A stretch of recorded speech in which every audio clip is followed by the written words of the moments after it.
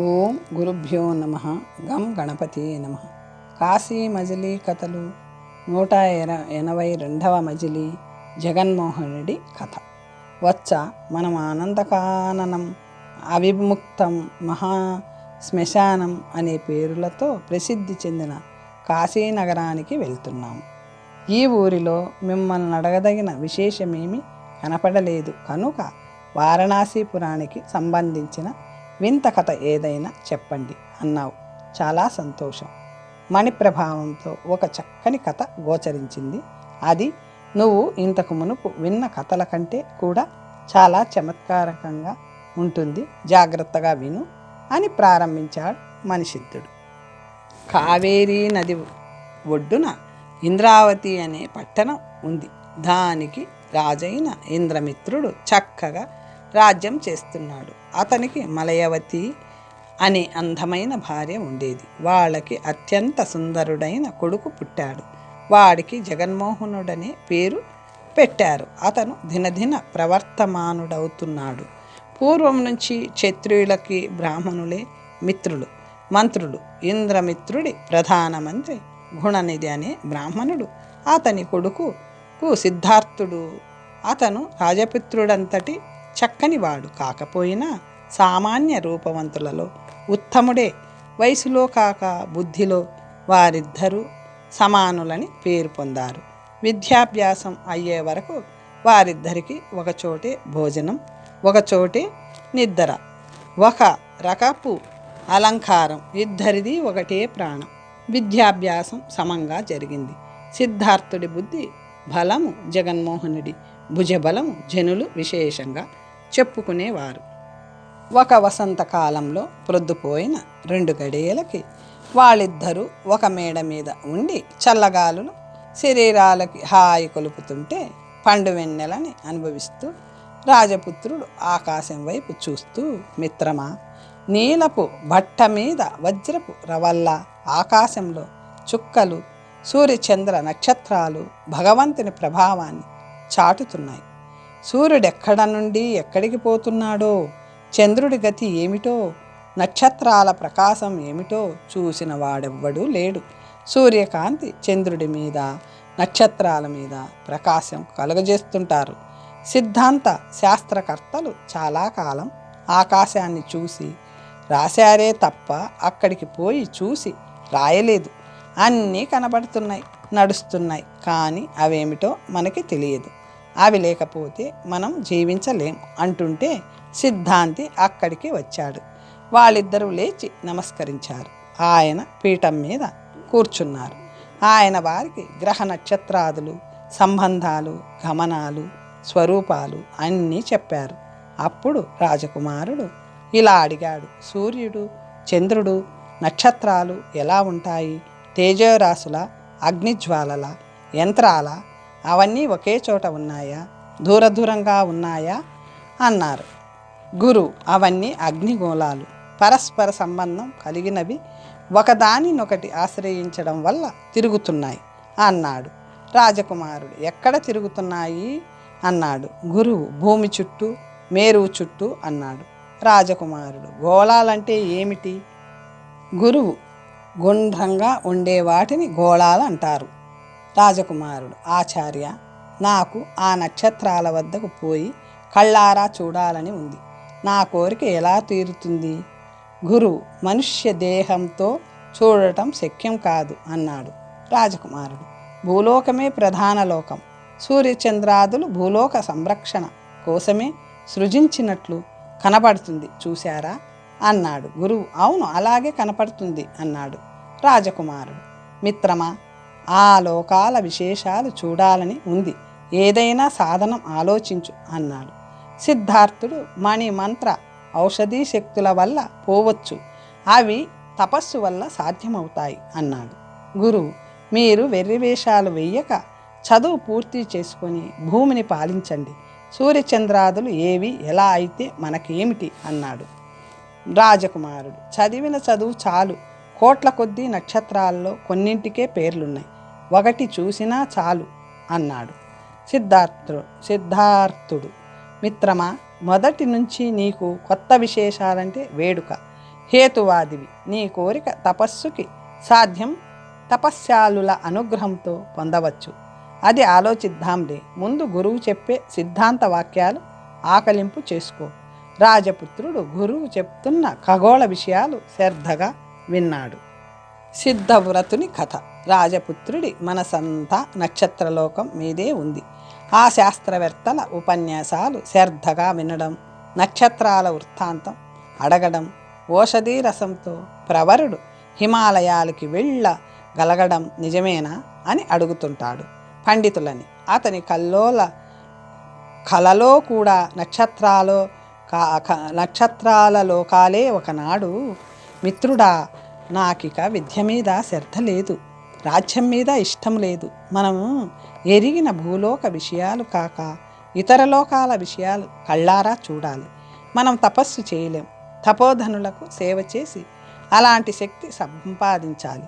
మన సత్రం పక్క మఠానికి వచ్చే విరక్తులకు తండ్రి గారికి తెలియజేయకుండా ధనం ఇస్తూ ఉండాలి అన్నాడు. సిద్ధార్థుడు నవ్వి, గట్టి పట్టే పట్టావు. అందరాని పళ్ళకి ఆశపడుతున్నావేమో. తప్పు లేదులే, అలాగే చేద్దాం అన్నాడు. రాజకుమారుడు రోజు అతనితో పోయి మఠానికి వెళ్ళి మహాత్ములని, తోచిన బైరాగులని దేశ విశేషాలు అడుగుతూ వాళ్ళకి కానుకలు ఇవ్వసాగాడు. దీనితో ఎందరెందరో విరక్తులు అక్కడికి వచ్చేవారు. అలా కొన్నాళ్ళు గడిచాయి. ఒకరోజు జగన్మోహనుడికి దివ్య తేజంతో వెలిగిపోతూ జటలతో పులితోలు కప్పుకొని ఒళ్ళంతా విభూతి రాసుకున్న సన్యాసి అపర శంకరుడిలా తోచాడు.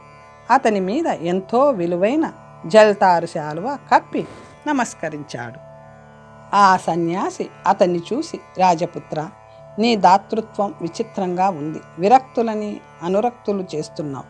పరివ్రాజకులను ఈ అమూల్య ఆభరణాలతో పనేమిటి? రామేశ్వరం నుండి వస్తూ నీ దాతృత్వం విని నిన్ను చూడాలని వచ్చాను. కానీ ఈ శాలువా కోసం కాదు, దీనిని మరెవరికైనా ఇవ్వు అని దానిని అతని ముందు పెట్టాడు. అప్పుడు అతను సన్యాసి పాదాలు పట్టుకొని, మహాత్మా, రక్షించండి. మీకు ప్రయోజనం లేకపోయినా నా భక్తి కొద్దీ ఇచ్చిన పుష్పంలా స్వీకరించండి. మీలాంటి మహాత్ముల దర్శనం కోసమే నా ప్రయత్నం. ఇవాళకి కృతార్థుడినయ్యాను. మీ పాదసేవ చేసి తరిస్తాను అని ప్రార్థించాడు. ఆ సన్యాసి నవ్వుతూ, తెలివైన వాడివే, సంతోషం కూర్చు అన్నాడు. నీకేం కావాలి అని అడిగాడు. జగన్మోహనుడు, స్వామి, ఇతను నా ప్రాణమిత్రుడు, మంత్రిపుత్రుడు. మా ఇద్దరికీ కొత్త విశేషాలు చూడాలని కోరిక. మీలాంటి తపోధనుల అనుగ్రహం వల్ల తప్ప మా కోరిక నెరవేరదు అంటూ తన అభిలాషని వివరంగా చెప్పాడు. రాజపుత్ర, మేము మీలాంటి వారమే. అణిమాది సిద్ధులు కలిగిన వారు ఎక్కడో కానీ లేరు. అలాంటి వారి వల్ల తప్ప మీ అభిలాష తీరదు. మీరు సుఖ ప్రారబ్ధం, మేము దుఃఖ ప్రారబ్ధం అనుభవిస్తున్నాం. మీకు మాకు అంతే తేడా. దుఃఖమే ప్రారబ్ధం అనుకున్నాను, సుఖం కూడా ప్రారబ్ధమేనా? ఆశ్చర్యంగా అడిగాడు సిద్ధార్థుడు. మీకది అర్థమయ్యేలా ఒక కథ చెప్తాను వినండి అంటూ చెప్పసాగాడు. విజయదాసుడి కథ. ఢిల్లీ చక్రవర్తి వద్ద విజయదాసు అనే మంత్రి ఉండేవాడు. అతను రాచ వ్యవహారాలన్నీ చేస్తున్నా కామ క్రోధాది దుర్గుణాలను మనసుకు అంటనీయక విరక్తితో ఉండేవాడు. అతనికి సంగీతం అంటే ఇష్టం కనుక ఎప్పుడు వేదాంత కీర్తనలను పాడించి ఆనందించేవాడు. తాను కూడా కొన్ని తత్వాలు రచించి వీణ మీద పాడేవాడు. ఆ కీర్తనలు తరచుగా సన్యాసులు, భైరాగులు పాడుతూ ఉండడం వల్ల దేశమంతా వ్యాపించాయి. విజయదాసు గారి తత్వాలని చాలామంది ఇష్టపడేవారు. ఒకనాడు హరిద్వారంలో భైరాగులు కిన్నర మీటుతూ అవి పాడుతుంటే విజ్ఞానచంద్రుడనే సన్యాసి ఆ తత్వాలు విని ఎగిరి గంతులు వేస్తూ, ఓహో, ఈ గీతాలను రచించిన మహానుభావుడెవరో, ఎలాంటి విరాగో, అతను ఇప్పుడు జీవించి ఉంటే అతని దర్శనం చేసుకొని తరించేవాడిని కదా అనుకున్నాడు. అతను ఉన్నాడని తెలిసి ఢిల్లీ నగరం వెళ్ళాడు. కానీ అక్కడ ఎవరు విజయదాసు గురించి చెప్పలేదు. మళ్ళీ హరిద్వారం పోదామనుకుంటుంటే ఒక గాయకుడు వీణ మీద అతడి కీర్తనలు ఆలపించడం విని అతనిని విజయదాసు గురించి అడిగాడు. అతను చాలా బిరుదులున్న ప్రసిద్ధుడు అన్నాడు అతను. మరి నేనెన్నాళ్ళ నుంచో అతని గురించి అడుగుతుంటే ఎవరు చెప్పలేదేం? అంకితంలో విజయదాస అనే పేరుందని, కానీ అతని సామాన్యమైన ఆ పేరు ఎవరికీ తెలియదు. మహావిరక్తుడిలా ఇలాంటి కీర్తనలు రచించి తుచ్చమైన భోగాలు అనుభవిస్తున్నాడా? ఇది లోకాన్ని వంచడమే అని ఒకసారి ఆగి, అయ్యా, అతను మాలాంటి వారితో మాట్లాడతాడా, దర్శనమిస్తాడా అని అడిగాడు. మహారాజులు వచ్చి ద్వారం వద్ద నిలిచినా ఎన్నాళ్లకో కానీ అతని దర్శనం దొరకదు అన్నాడు గాయకుడు. అలాంటి భోగలంపటుడి దర్శనం కోసం ఎక్కువ ప్రయత్నం చేయకపోవడమే మంచిది అనుకున్నాడు బైరాగి. కొంత దూరం నడిచేసరికి కీర్తనలు గుర్తుకొచ్చి ఒళ్ళు జల్లుమని, ఎలాగూ ఇంత దూరం వచ్చాను, అతనిని చూసి మాట్లాడి ఎలాంటి వాడో తెలుసుకునే పోవాలి, 10 రోజులకైనా దర్శనం లభించదా అనుకొని మంత్రిగారి ఇల్లెక్కడా అని వాకప్ చేసుకుంటూ అతని ఇంటికి చేరుకున్నాడు. అతని ఇల్లు రత్నాలు మణులు తాపితం చేయబడిన ద్వారాలతో కళ్ళు మిరుమిట్లు కొలుపుతుంది. అప్పటికే ఎందరో మహారాజులు అతని దర్శనం కోసం ఎదురు చూస్తున్నారు. ప్రతిహారి వారి పేర్లు తెలుసుకొని అవసరం బట్టి వారిని పంపిస్తుంటే మంత్రి క్లుప్తంగా మాట్లాడి పంపించి వేస్తున్నాడు. అదంతా చూసి అతనొక విరక్తుడిగా భావించలేకపోయాడు బైరాగి. అయినా ద్వారపాలకుడి వద్దకు వెళ్ళి, నాకు మీ విజయదాసు గారి దర్శనం చేయించగలవా అని అడిగాడు. వాడు నవ్వుతూ, బైరాగి, విజయదాసు గారని తేలికగా పలుకుతున్నావు, ఇది వరకు ఎవరు అలా పిలవలేదే, నువ్వెవరివి, వారితో నీకేం పని, నీ బోటి వారికి వారు దర్శనం ఇవ్వరు, వారి సత్రం అవతలి వీధిలో ఉంది, అక్కడికి పో, నీకు కావాల్సింది ఇస్తారు అన్నాడు. నాకు ఏ కోరిక లేదు, వారితో ఒక్క మాట మాట్లాడిపోదామని వచ్చాను, అవకాశం చూసి వారికి చెప్పు అని కోరాడు బైరాగి. 10 రోజుల వరకు మహారాజులకే సమయం లేదు, నీకెలా అవుతుంది, తర్వాత చూస్తాలే అన్నాడు వాడు. అంతకే సంతోషించి ఎవరో వేసే భిక్షతో ఆకలి తీర్చుకుంటూ ఆ ఇంటి ప్రాంతంలోనే కూర్చున్నాడు. 10 రోజులు గడిచాక ప్రతిహారి దగ్గరికి పోయి, నువ్వన్న గడువు తీరింది, నేను వచ్చిన విషయం చెబుతావా అని అడిగాడు అతను. మరో 10 రోజులు పోవాలి అన్నాడు. అలాగా 3 నెలలు జరిపేశాడు. సన్యాసికి విసుగొచ్చింది. అతను ద్వారపాలకుడి దగ్గరికి వెళ్ళి, నేను ఈ గ్రామం వచ్చి 9 నెలలు అయింది, అతనితో నాకేమీ పని లేదు, ఒక్క మాట మాట్లాడిపోతాను, ఈ మాత్రానికే 3 నెలలు జరిపావు, కాదని చెప్తే పోయేవాడిని, ఈ మాత్రం ఉపకారం చేయలేవా, గృహస్థుడివి అన్నాడు. వాడు ఉలిక్కిపడి, అవకాశం చిక్కడం లేదు, సరే ఇక్కడే ఉండు, చెప్పి వస్తాను అని లోపలికి వెళ్ళి చెప్పగా మంత్రి, ఒక విరక్తుడు 3 నెలల నుంచి నా కోసం ఎదురు చూస్తుంటే చెప్పకుండా ఊరుకున్నావా, నిర్భాగ్యుడా, అతని కంటే మహారాజులు ఎక్కువ, వాళ్ళు కానుకలిస్తారు, ఇతను ఇవ్వడనా, నీలాంటి అవివేకిని ద్వారపాలకుడిగా ఉంచడం మాదే తప్పు, వేగం వెళ్ళి ఆ బైరాగిని తీసుకురా అని ఆజ్ఞాపించాడు. వాడు భయపడుతూ పోయి, సన్యాసి గారు రండి, మీ మూలంగా ద్వారపాలకుడి నోట్లో మన్ను పడింది, ఆ బుద్ధిహీనుడు మీ మాట చెప్పినా బాగుండేది, రండి రండి అని తొందర పెట్టాడు. నేనేమీ అనలేదే అని సన్యాసి ఆశ్చర్యపోగా ప్రతిహారి జరిగినదంతా చెప్పి లోపలికి తీసుకువెళ్ళాడు. బంగారు గొలుసుల ఉయ్యాలలో హంసతూలికా తల్పం మీద కూర్చుని అటూ ఇటూ సుందరీమణులు నిల్చుని సేవిస్తుంటే విలాసంగా కనిపించిన అతన్ని చూస్తూ, తత్వకీర్తనలు రచించిన విజయదాసువి నువ్వేనా, నువ్వేనా, నువ్వేనా అని ముమ్మారు అడిగాడు బైరాగి. అప్పుడు మంత్రి లేచి నిలబడి నమస్కరించి, ఆర్య, పీఠం మీద కూర్చుండి, విజయదాసు అనే లౌకిక నామం కలవాడిని నేనే అన్నాడు వినయంగా. సన్యాసి, లోకులకి తత్వబోధ చేస్తూ తుచ్చభోగాలనుభవించే మీలాంటి వారికి పీఠాలు కావాలి, కానీ మాకు అక్కర్లేదు, ఈ తత్వాలు రచించింది నువ్వేనా అన్నాడు. మంత్రి, స్వామి, తెలియక మిమ్మల్ని నిరీక్షింపచేసి శ్రమ పెట్టాను, క్షమించి కూర్చోండి, దైవం ప్రేరేపించగా తత్వాలు రచించింది నేనే అన్నాడు. సన్యాసి చెప్పేదొకటి చేసేదొకటి, ఇదే నీ తత్వం అన్నాడు. మంత్రి మహాత్మా నేను అలా చేయలేదే అన్నాడు. సన్యాసి నీ మొహం, ఇంకా తెలుసుకోలేకపోతున్నావు. లోకులు సర్వసంగ పరిత్యాగులని అవమంటూ నువ్వు మాత్రం భోగాలను అనుభవిస్తున్నావు అంటూ భాగవతంలోని పద్యం చదివాడు. మంత్రి స్వామి ఇది మాత్రం సుఖ ప్రారబ్ధం కాదా, అనుభవింపక తప్పుతుందా అన్నాడు. సన్యాసి ఆహా, సుఖాన్ని కూడా ప్రారబ్ధం అంటున్నావా, చాలు చాలు, నీ జ్ఞానం తెలిసింది అన్నాడు. మంత్రి స్వామి మీరు ఈ సుఖాన్ని ఏమంటారు అన్నాడు.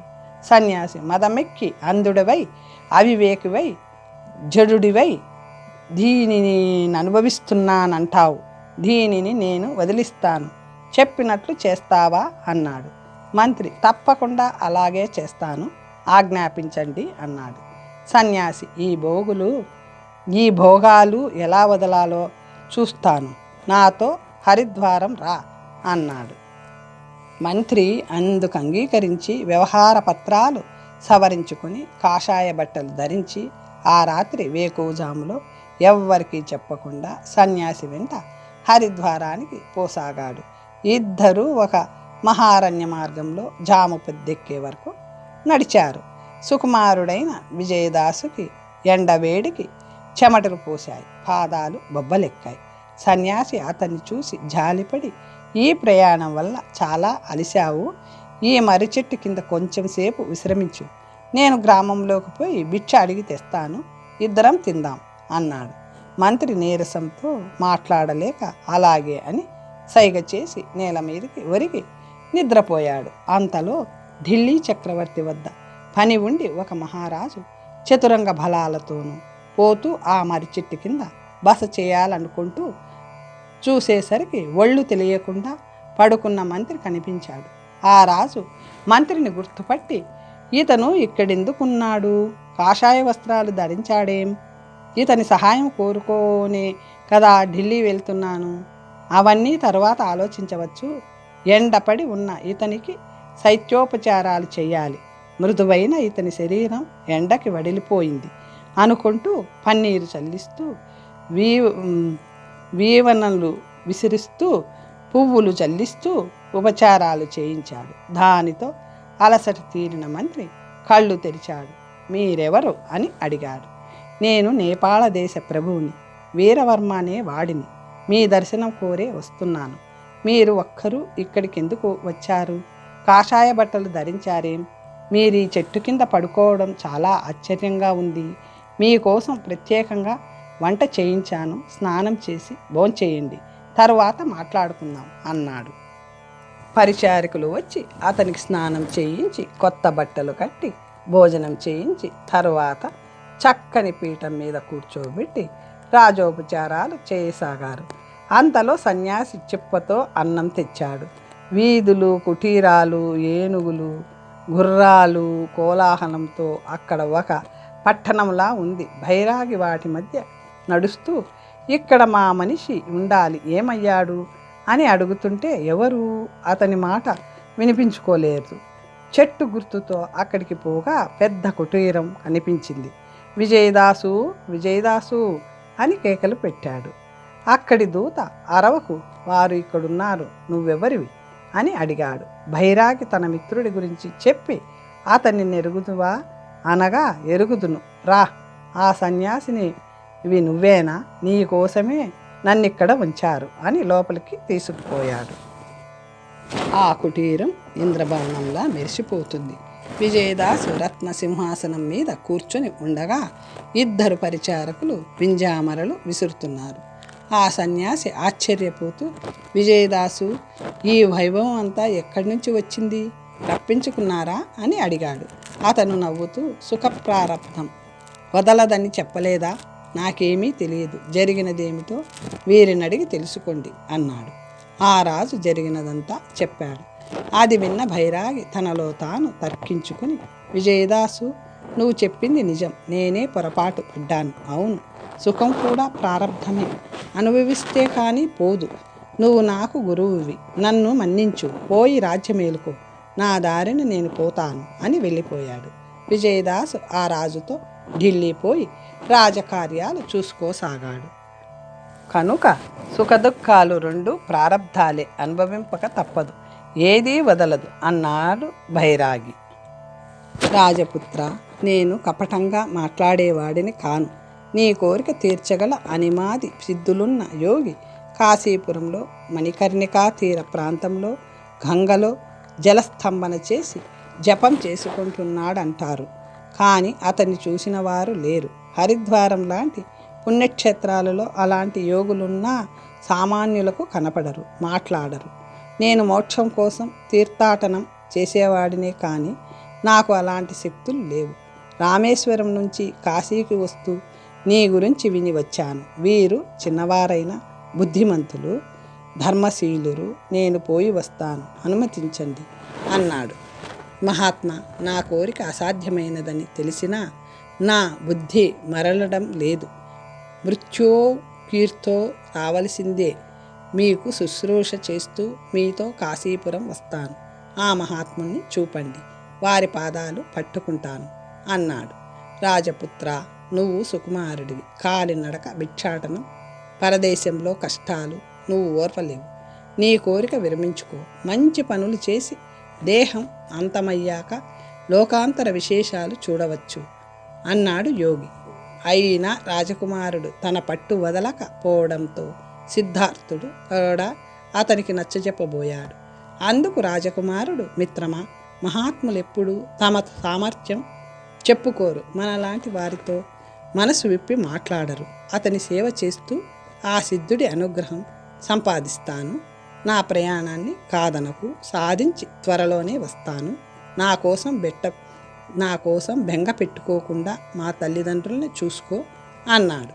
సిద్ధార్థుడు గద్గద కంఠంతో, స్నేహితుడా, నీ వియోగం నేను భరించలేను. నువ్వు సన్యాసివై తిరుగుతుంటే నేను ఇంటి దగ్గర ఎలా ఉండేది అన్నాడు.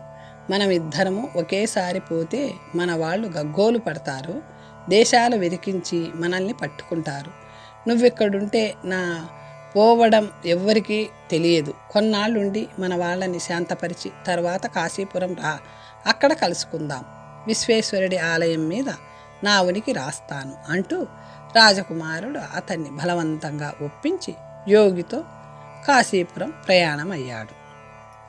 184వ మజిలీ కపిల కథ.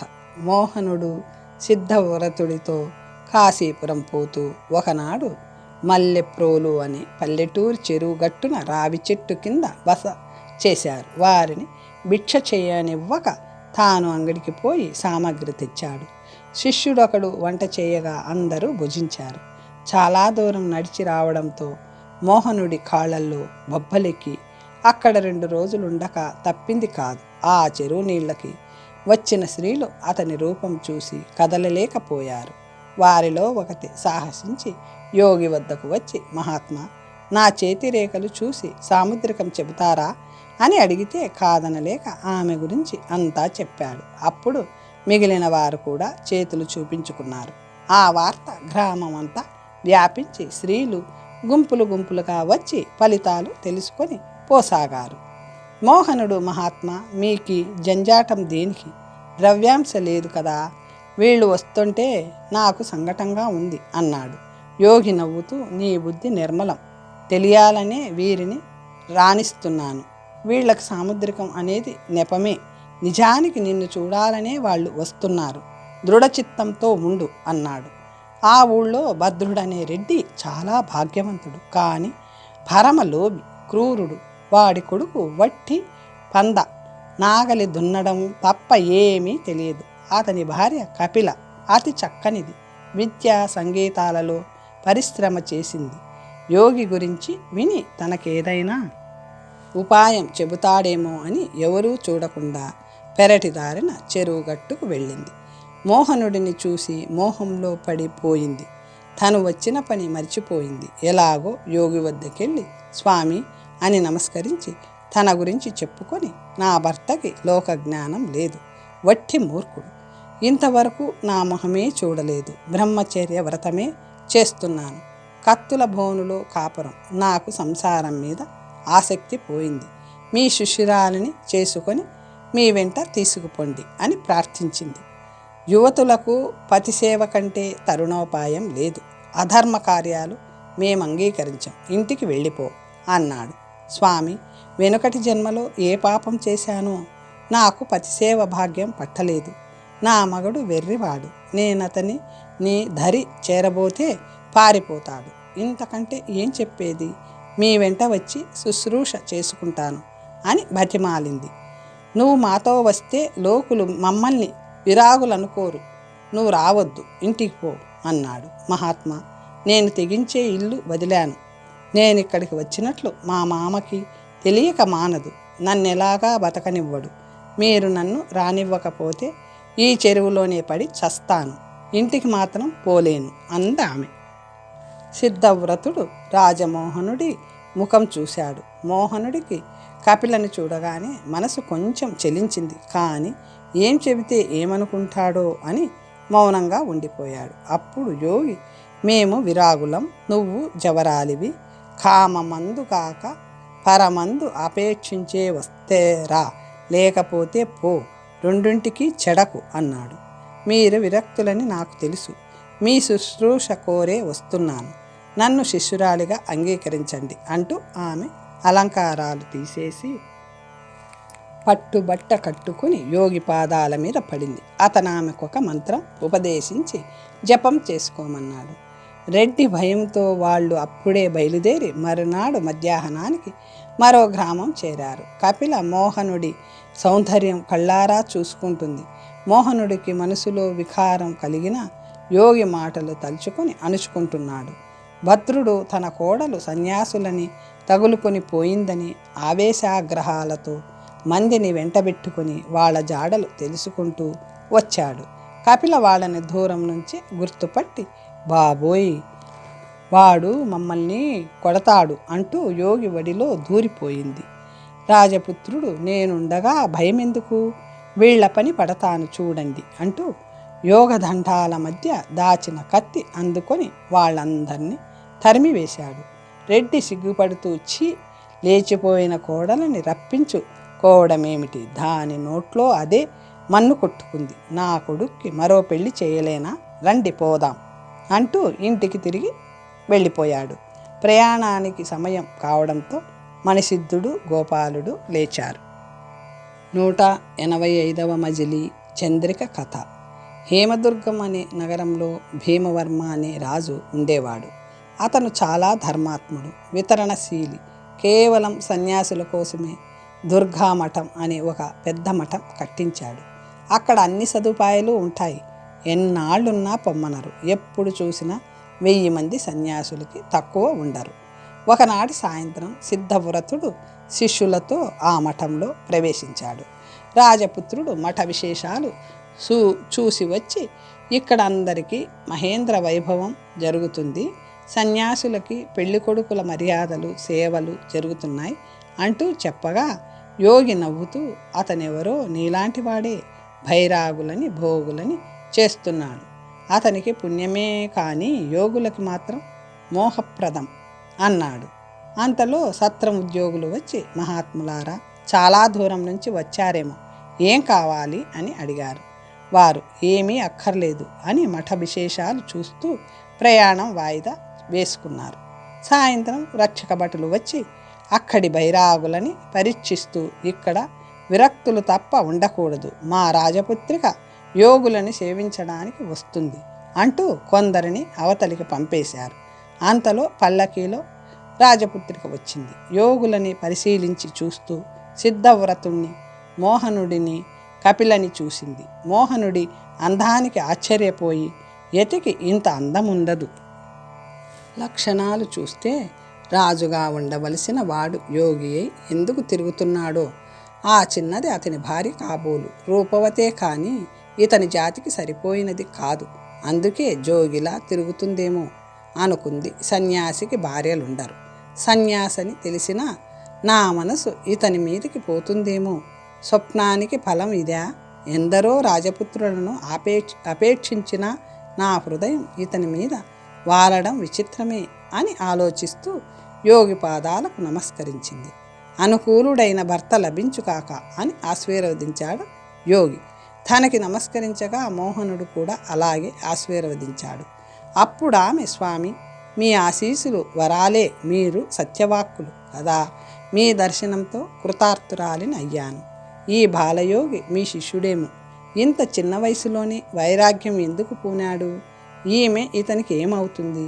చెప్పి ఆనందం కలిగించండి అంది. నేను ఈ దేశ ప్రభువైన భీమవర్మ పుత్రికను, చంద్రికను. మీ దగ్గర దాచడం ఎందుకు? రాత్రి కలలో నా అభిష్ట దేవత కనిపించి, రేపు మఠానికి పో, శుభం జరుగుతుంది అంది. అందుకే వచ్చాను. ఇక్కడ మీకంటే చూడదగిన వారెవరు లేరు అంది. ఆ యోగి, నీ మాటలు నీ పాండిత్యాన్ని సూచిస్తున్నాయి. ఈ మఠం మీ తండ్రి గారి ఔదార్యం చాటుతుంది. బైరాగులకి ఒక దేశము పేరు ఉండవు కదా. ఇతను ఒక గొప్ప కులస్థుడు. ఒక కార్య దీక్ష కోసం వ్రతం పూని వస్తున్నాడు. ఈమెతో ఏ సంబంధము లేదు. నీ స్వప్న ఫలాలు మేము కాము, మరెవరైనా ఉన్నారేమో తెలుసుకో అన్నాడు. నేను మఠమంతా చూశాను. నాకు నచ్చిన వారెవ్వరూ కనపడలేదు. మీ వల్లనే నా అభిష్టం నెరవేరుతుంది అని రాజకుమార్తె అనేసరికి, నువ్వు అలా అంటే మేమేం చెప్పగలం? నీ కోరిక ఏమిటో చెప్పు, నీ ఇష్టం వచ్చినట్లే చేస్తాం అన్నాడు యోగి. నా మనసు మీ శిష్యుడి మీద తగులుకుంది, అందుకు ఇక్కడికి వచ్చాను. ఇతనే నా పతి, నేను వరించాను. అనుగ్రహించి ఇతన్ని ఇక్కడ వదిలి పెళ్లి చేయించండి. నా అభిష్టం దేవత ఉపదేశం ఇది అన్నది. నువ్వింత తొందరపడొచ్చునా? వ్రతదీక్షలో ఉన్న ఇతను నిన్నెలా వివాహం చేసుకోగలడు? అంతవరకు ఆగితే దీక్ష అయ్యాక చేసుకోగలడు అన్నాడు. స్వామి, త్రికరణ శుద్ధిగా ఇతన్ని వరించాను. ఇతనితో తప్ప మరొకరితో నాకు పని లేదు. నన్ను కూడా మీ వెంట తీసుకుపోండి. సేవ చేస్తాను. ఎప్పటికైనా నా కోరిక తీరుతుంది. లేకపోతే వచ్చే జన్మలో నైనా ఇతన్ని పొందుతాను. ఇదే నా నిశ్చయం అన్నది. మీరు వారికి చెప్పి ఎల్లుండి ఉదయం కాషాయ బట్టలు కట్టుకొని రా. మేము 2 రోజులు నీకోసం ఆగుతాం అని యోగి అనగానే ఆమె సంతోషంగా మ్రొక్కి ఇంటికి పోయింది. ఆమె పరిచారకులు ఇదంతా ఆమె తల్లికి చెప్పారు. రాజపత్ని వచ్చి, అమ్మాయి, నువ్వు సన్యాసి మఠానికి వెళ్ళావట, ఎవరితో చెప్పావు అని అడిగింది. చంద్రిక మాట్లాడలేదు. మాట్లాడవేం? నీ ఉద్దేశం తెలిసింది. ఇదేం కర్మ? చక్రవర్తుల కుమారులకి వంకలు పెట్టి చివరికి సన్యాసిని వరిస్తావా? సన్యాసులు పన్నే తంత్రాలలో చిక్కావు కాబోలు.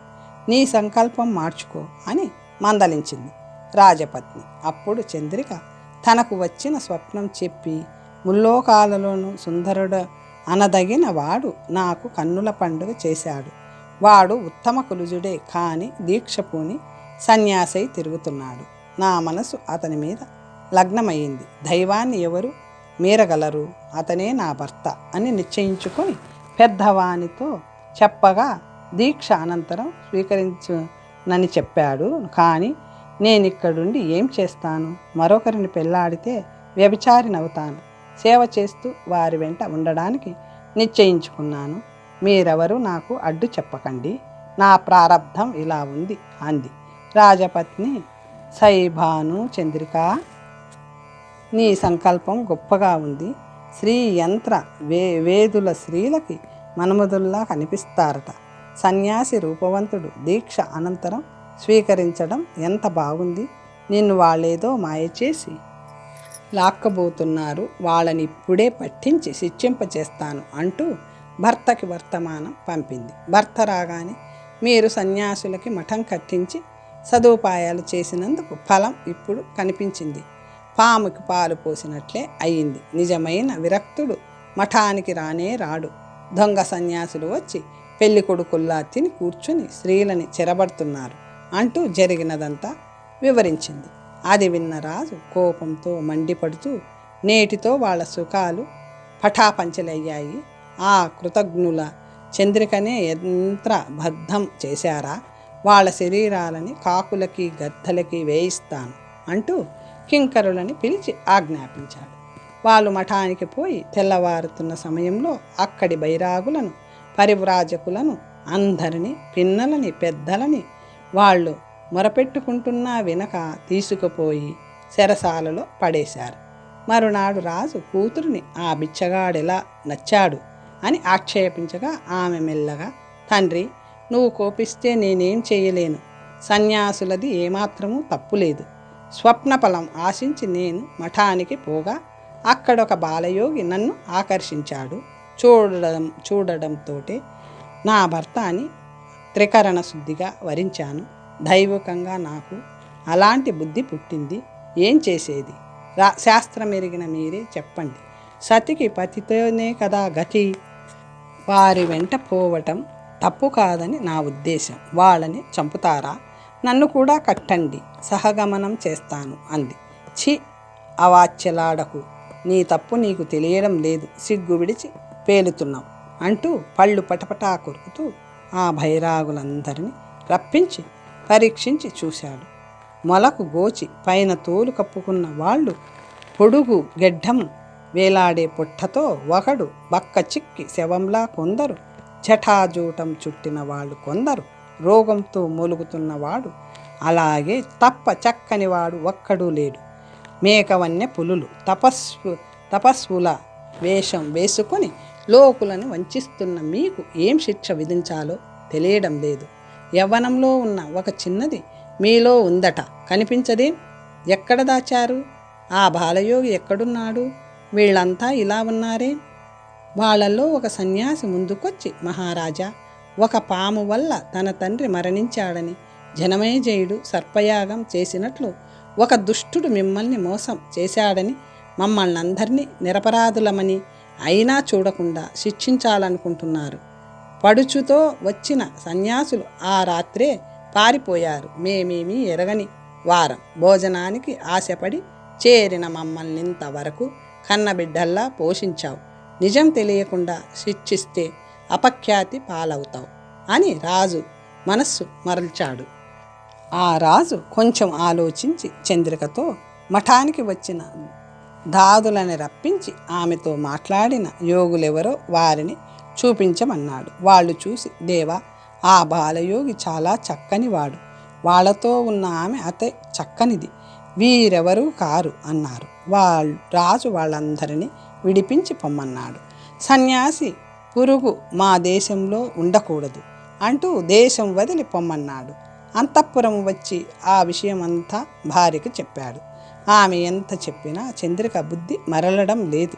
సన్యాసులను పట్టించారని తాను ఉరిపోసుకుంటూ ప్రయత్నించింది. వాళ్ళని విడిపిస్తానని బతిమాలి విరమింపచేశాడు. నగలన్నీ తీసి పారేసింది. జల్తారు చీరలన్నీ పంచిపెట్టి పోతుంటే వద్దన్నానని చింపి పారేసింది.